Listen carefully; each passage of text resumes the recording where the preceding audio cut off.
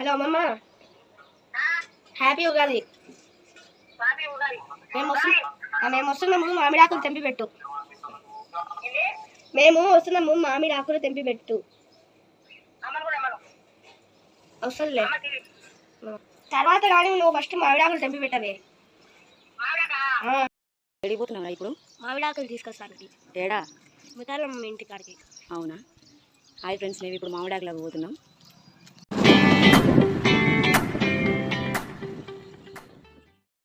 Friends, మేమైతే దగ్గర వచ్చేసాం. అమ్మమ్మ మామిడికాయ చెట్టు ఆమె. అమ్మమ్మ మామిడికాయ చెట్ట. మామిడికాయలు పండితే మాకు ఇయ్య రాదు.